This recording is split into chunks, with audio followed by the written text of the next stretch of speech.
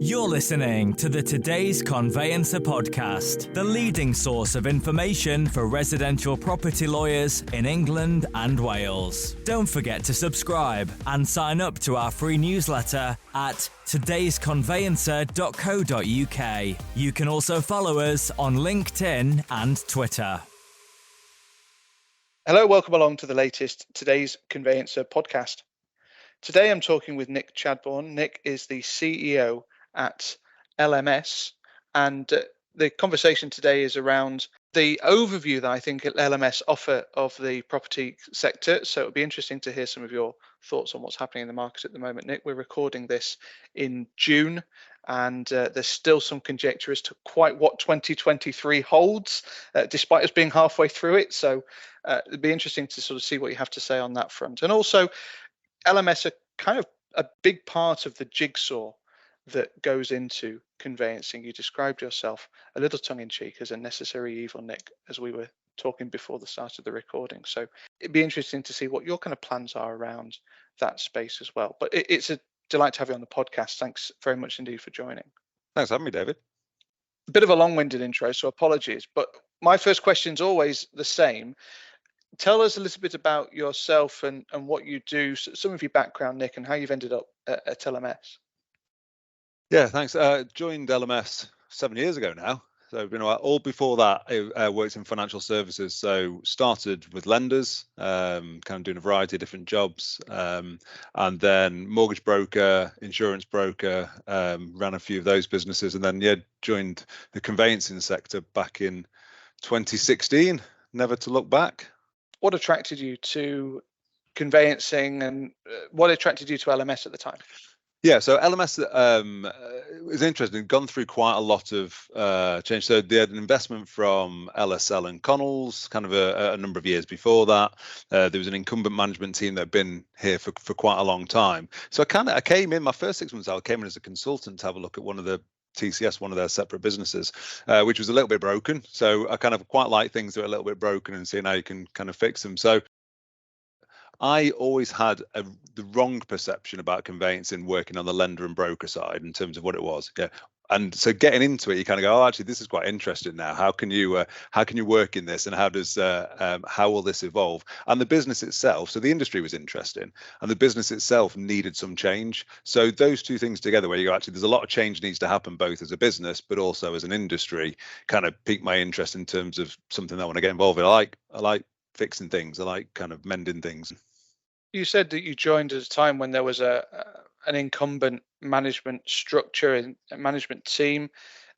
Those people still around? Have you brought new people into the organization?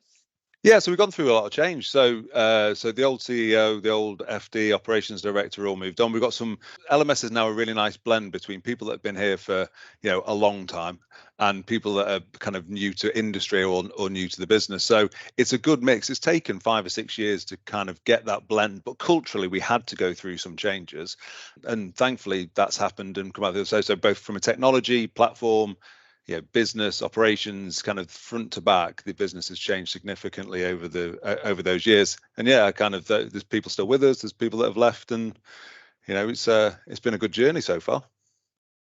It's refreshingly honest of you to say some of what you said there, Nick, because I think like you say, when you come into an organisation like that, particularly if things are quite staid, if they've sort of been done that way for a long time, it's quite difficult to change that culture, isn't it? Yeah, absolutely. And it's a long established business. LMS is a long established business, and especially in this industry, I still feel like a newbie in this industry, and I'm like so it's kind of 7 years in, because there are so many people that have been here for so long and have worked in the industry for such a long time. And I still rely on, there's guys in my organization where I still turn to them and they tell me what happened kind of 10 years ago, 15 years ago, because it still resonates now. But at the same time, it's kind of embracing that and those people that want to do things differently with the old knowledge, with also some of the kind of new technology, new ideas, new ways of thinking, and kind of blending those together. But yeah, not easy, and it's taken us years. It wasn't a quick fix, that's for certain. I said at the start of the discussion that you've got this kind of bird's eye view of the market. I was at the Conveyancing Association in February, and you were probably one of the most positive parts of the day, actually, in the sense that you presented some. Not only was your AI discussion fascinating, but you presented some figures that kind of gave a much more rosy picture of what your view of what the market was doing. As I say, we're recording this in June. We're 6 months into 2023. Where's the market at? I don't think anybody's really sure, are they? But you must have some inkling. I think, so I think I presented back in February. So that start of the year, it was very pessimistic. The post Liz Truss's mini budget in September, the interest rates were through the roof, demand was kind of reduced, but we started seeing the early signs on the front end of the market starting to pick up. So the activity started coming through on the home mover side of things, and that has carried on through. So that demand and that requirement for people to move house has carried on all the way through the year, and so we're seeing demand kind of slowly kind of working through, and that's not changing. So we're not seeing that kind of drop off. We're not seeing the front end drop off. It's nice and steady, and it's kind of working through from one end to the other. I suppose there's a few things to consider in terms of where will the year finish and where do we look at into next year. Obviously base rates, and everyone's got a view, but they seem to be there's probably another tick up within those. Swap rates are probably still, they're actually probably slightly more positive now in terms of where they are in the market, but lenders still want to lend, so that's a good thing. But rates are going to be an impact. I suppose the big thing when it comes to rates is affordability. So many people are yet to receive the impact of base rate changes. You think, it feels like a long time ago, but September to today is not a long time. There's a lot of people still on 2-year fix, 3-year fix, 5-year fix and longer that are yet to have that. So you're going to have an affordability shock at some point, but I don't think it's going to massively impact the market. I think there's still going to be demand because there isn't enough stock out there in the market. People will still want to move house. People still getting divorced. People still getting married. All those that disappeared off into the countryside when the race for space have all gone, oh, no, this is too green for me. I've got hay fever. It's too hot. I'm going back to the city, whatever it might be. There's still a demand for people to move house. So I think that will continue. And I think the wider economic position is a lot more stable than it's been for a number of years. And it might not feel like it when you read the news or when you're in it. But if you think, war, global pandemic, even the Boris bounce and Brexit, that was only the start of 2020, all those things have happened to us. So I think there's a bit of stability in there. So I suppose my medium long-term view is it's probably going to be fairly steady. I don't see big shocks either way, up or down. I think the one thing that might change is around remortgaging, where you'll probably have a few more product transfers, or I suppose I would advise people to go and get some good advice from brokers, because rates will change, people's positions in terms of affordability will change. So therefore, you need to go and work out, well, actually, what is the best product for me at the time of remortgaging? So I think it's going to be steady away, would be my view. We're certainly starting to see some of that seasonality return to the market. Absolutely. That blip in April, I think the April HMRC figures indicated they'd really fallen, although my sort of take on that was perhaps that might very well have been Trussonomics, that sort of working its way through the system. Definitely. It's you think the registry's kind of data comes towards the back end. So actually what's coming through the pipe, the instructions that are happening, stock going onto the market, then offers, etc., and then it working through the conveyancing sector, all of that is still in flight, and we're still getting lots coming in at the front end. So the top of the hop is still filling up, and that's still carrying through. So weirdly, June, we're getting close to knowing how, from a housing market point of view, how the year's going to end, because it's going to take 4 months for people to move house. So come August, you pretty much know how many transactions are going to happen between now and the end of the year. So we're not far off that, and it's been positive so far. It's been incredibly positive, certainly compared to how I thought in December, and we saw those green shoots in that conversation at the Conveyancing Association. So through your systems, are you seeing any changes in the time it's taking to move home? Again, there's still that still seems to be taking a huge amount of time. You're saying 4 months, so is that what you're seeing? It's getting quicker. I would say that is primarily market conditions. I suppose I have a slightly different view, probably compared to most people in the market, about things getting longer or shorter. A lot of it is market driven and behavioral driven, rather than it being specifics that are happening to us. I think it's wrong. It should be quicker. However, I don't think there's huge amounts that you can do to influence the timescales. I remember when I kind of was moving house, way back, you couldn't go and view a property unless you'd sold your own. as an example. It's the reverse now. You can walk in and go into any property, and then you put your own on the market, knowing it's going to go. Well, that's going to add 2 or 3 weeks onto it. So I think the comparisons about what's happening now and what's happening then are difficult to kind of really establish the validity of them. However, the fundamental is it shouldn't really take 4 months to move house, or 3 months, or 6 months to move house. I always talk internally and with my guys about how do you create certainty. I wouldn't care if I'm moving house in 3 months, 6 months, as long as I knew the date and I knew it was going to happen. So it's how do you create the certainty in it rather than necessarily the speed. That's interesting. So what are you doing at LMS that is creating that certainty, or is playing its part in creating that certainty? The major piece of development we've done over the last few years would be DART. So it's our decisioning technology. So this is, it starts in remortgage, but there are applications that we could use across the housing market. And essentially that allows us to look at a case, a borrower, a house, and a legal instruction from the lender, and make a decision on it as to how complicated that case is. But also with some good old machine learning, we can start to decide how long that'll take. So essentially down to being able to rag code. You've got an ERC date's coming up in 3 months' time. Are you going to hit that date or not? Yes or no. If it's no, why not? So you can kind of create the certainty straight away. If it's, well, you might do, but you need to do these 5 things, then what are those 5 things to do it? And if it's green, everything's good to go, straight through without touching the side. So that on a remortgage side is a lot easier to do than on the purchase side. The purchase one's a lot more nuanced because, if you're in a chain and there's, you're waiting for inquiries and search and things like that to come back, it's a lot more difficult to kind of manage that level of certainty. Remortgage is slightly different. I think you can. I think that's an example of something that you guys have been doing recently. I mentioned before we started recording that it feels as though there's quite a lot happening at LMS at the moment. You've talked about sort of the cultural changes that you've made. What have you done technologically that has improved the platform and the way that you guys work? The biggest thing we've done is change culturally, and that's allowed us to then kind of move on from a tech point of view. So we have gone through a digital transformation. It's a big word, but it's kind of, people talk about it a lot. However, we have from top to bottom. So old legacy stack, moving to kind of cloud services and a lot more agile working methods has allowed us to move quickly. Moving quickly tends to reduce down that development cycle and fail or scale very quickly. So those kind of fundamentals have been really helpful.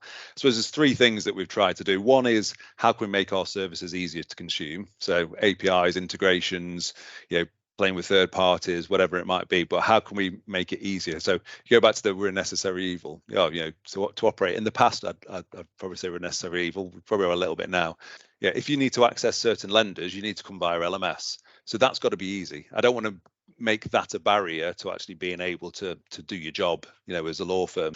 The second bit is then, as part of that, we are facilitating a transaction, or we are involved in facilitating a transaction. That started off with moving mortgage offers around. So we expand that around, other documents, ECOT, case tracking, a few other bits and pieces. And more recently, we did our Confirmly, our bank account checking service, and also, kind of advanced ECOT and Secure Link, which we just kind of released a further iteration of yesterday. So that facilitation of the transaction we've continued to be heavily involved with. And then also then is the last bit is actually rethinking some slightly different ways of doing things that are maybe a bit more established. So DART's one, so that's not really been kind of looked at in the past. And the Secure Link workspace that we released yesterday, which is, again, it's a slightly different way of utilizing the platform that we've got and the adoption that we've got, so people have to use our services for the benefit, and so the law firms came to us with an idea of how can we communicate with each other in a different way, how can we have a secure message and service between law firm. So we've created this Secure Link workspace and developed in that way. So it's quite nice to have kind of user-driven products and services now, with people coming to us asking for things and us going, well, actually, we'll fire something up and see how it goes. If it works, great. If it doesn't, we'll bin it and we'll try something else. There's a few buzzwords in there, Nick, and apologies for using that. But what does it actually mean to the end user? What does it actually mean to the conveyancer that's there, logged into the platform, trying to use LMS? So we want to make it as easy as possible. That is fundamentally, we know we're here and we provide services, and we provide audit services for lenders, and we provide services for law firms, but we want to make it as easy as possible to use. Ultimately, everybody needs to get this transaction from A to B as quick as we possibly can. maybe not as quick, but as efficiently as we possibly can to make sure that the end borrower is getting their house. So for us is how can we create the most efficient services possible to make that happen? So that's where we're trying to get to. We're not there yet, but we're trying to get there. So sitting in case management systems, I don't want people logging into our portal. I want them accessing things from their case management systems, from systems and user interfaces that they are already using, and then they can access our services via them. So, partnerships have been quite key for us. But really, that's for us creating the efficiencies, as best we can. I suppose that's it really for the end user. So you're doing your bit, but there's this proliferation of stuff, of legal technology, prop tech. It's not my favorite word, I have to say, that goes on in and around this space. What do you see the future looks like? Because at the moment, there's this real mishmash of technologies that don't seem to be interoperable, that just, I don't know, seem to confuse the issue. Interoperability is difficult to achieve for the product provider, but also then potentially for the actual user at the end. If you've got legacy systems, that's a barrier to adoption, and you've got different products and services, and you might need to log into different things. And for any firm to consume multiple APIs that are all changing regularly is a very difficult thing to do. So that's quite a challenge, and it is a fragmented market. So I suppose saying that, it's really important as well that we have competition. Product development and competition drives good product development. So you want multiple parties in a particular product space, whatever that is within our market. So you want multiple providers. The key question is, how can you actually bring those together and ensure that that is something that is as efficient for their user to use as possible?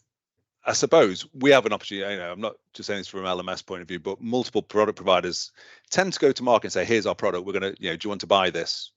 To the user, to the end firm, and then struggle with the actual adoption of that product for whatever reason. And so I suppose what we're trying to say, and we're trying to go out to market as much as we can, say, come and talk to us, come and collaborate with us. We've got this platform, plug into us, we'll be agnostic. We've already got connectivity with some of these providers, so plug into us and we'll do the same.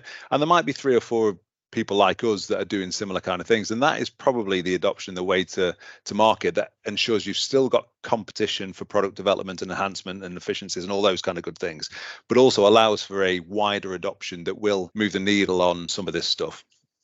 I find this quite a difficult conversation to have at times, because today's conveyancer has always championed the high street, and yet often it's the conveyancer in the street that isn't particularly technologically advanced, that doesn't have the ability to invest in that level of infrastructure, as you say, changing APIs regularly. That requires dev support. So how can we create greater tech adoption? And this is a sort of a really difficult question, I suppose, in a podcast. But how can we create greater tech adoption at that lower level, where they're simply not particularly well served? It almost feels as though they need to be able to plug into something that's going to enable them to do their jobs more effectively.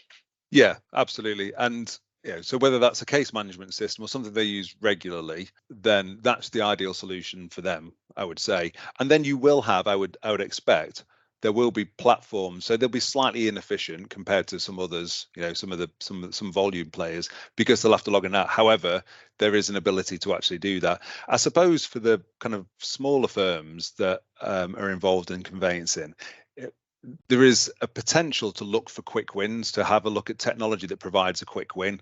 Actually you'll buy a thing and it's a golden bullet that's going to kind of fix everything. That's just not the case. It's to get full adoption and to get proper efficiencies, it's a long-term plan. So you've got to invest. You'll have to have conversations with whoever your current providers are and talk about how you operate and how you can then embed some of their processes and some of our processes and other product providers into them. That's the kind of thing, that's the true collaboration that's going to allow everybody to play, and having different ways of doing things. Like say, APIs are great for for certain organizations, but actually a UI, our industry is great for portals. In that instance, a portal is great for the high street firms because they want to be able to, they might not use it very often, so they don't need the interoperability. They need to be able to log on to something. So you do have to have a UI. You need to have that ability to do something in that sector, but create the efficiencies in and around that in the background, that UI is then talking to somebody else, to talk to somebody else, to talk to somebody else. That does create some efficiencies for those high street firms. There's a risk here. We're revisiting something, Nick. Feo, does that ring a bell? It does ring a bell. I know you've got some views on what we can change. You've already identified that, look, we're kind of stuck with the process that we've got. There are many efficiencies that we can make. And I really like the thought process around this cultural changes that we've made in the home moving process. You're right. You can just go down the high street, have a look around, go and have a wander around a house without actually having any real understanding or intention of selling your own. What if we were to sort of rip up the existing infrastructure or rip up the existing process?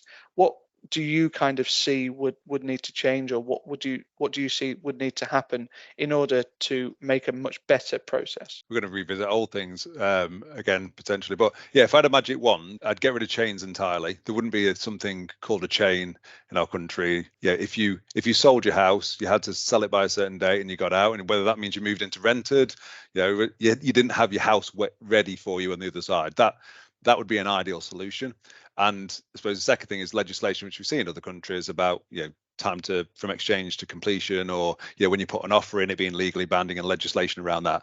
Don't think either of those things are going to happen anytime soon.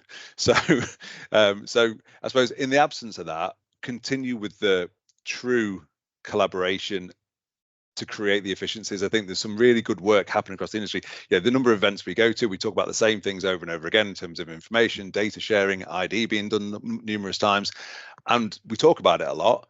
But we need to get together as organizations and actually do something with it and say, well, actually, here is a solution. The best products and services that we've created have been with third parties, other organizations that just go, there's a problem, should we just get together and try and fix it and try and solve it, without necessarily an agenda of a product that we're trying to sell, but actually just some solutions that you're trying to bring into it, and different data and different thoughts coming in from different people.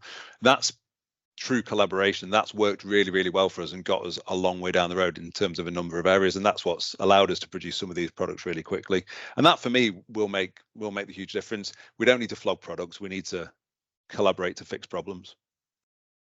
Sadly, we don't live in one of those altruistic worlds where we all get, it was in the news the other day, wasn't it? We're all going to get a basic living allowance in the future because AI is going to replace all of our jobs. This is a commercial animal. Yeah, and sadly, that's the reality of this. And the government seem to be going down a path where they're going to let the commercial community solve this problem. Yes, absolutely. It is for us to do that.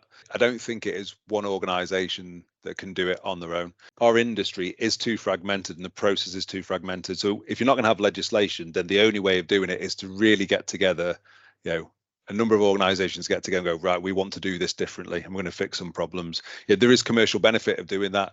If the end user has a happier journey and is kind of has a better outcome, ultimately there's commercial benefits that you can make out of that. For me, that's how we get together and do it. I've asked this question of a few people recently, Nick, and interested in your thoughts as well. Do you see that the role of the conveyancer will fundamentally change as a result of the drive towards technology, more information coming through, and just that whole process that we've talked about changing? I guess automation and technology is brilliant for those repeated tasks. Building new cars, there's automation that does elements of it, and then people do other elements of it. People need to be involved where you need a brain. Now we can have a chat about AI, but that's probably an entire different podcast. But where you need a brain, you need people. And I think to be able to remove those repeatable tasks that can be done by technology, that's what tech should do. It should deliver things easy, efficiently, first time, correctly to a user that can then interpret that information and provide the advice that's needed. That's the bit that conveyancers should be doing. They should be providing advice and giving the borrower that invariably doesn't know a lot about what they're buying necessarily, and needs advice. They need the right advice. Technology should allow individuals to be able to provide that advice by doing the automated repeatable tasks. The ideal is that's where you'd end up with people doing people stuff and using their brain, and the technology doing all the grunt work. And I'm not convinced that's what we're seeing just yet. I still see a lot of conveyancers who perhaps on LinkedIn or on social media share that they spend most of their day communicating. They spend most of their day on emails or on the phone. Whilst I appreciate the sentiment that that's not necessarily conveyancing or traditional conveyancing, that does feel like the new bit of the job, the bit of the job that's so important. Yeah, it is. And I suppose the question is whether technology will take that away. Personally, I think it will. Technology will take away some of those things that ultimately are inefficiencies in a process. They're not needed. A human being isn't needed to do those things, and they will go eventually. When is all about adoption of certain things, but I personally believe that they will go. I do think a conveyancer will be needed for, like I say, the analysis of that data, unless AI replaces it all and we get a living allowance that kind of means we can sit at home and do whatever we want to.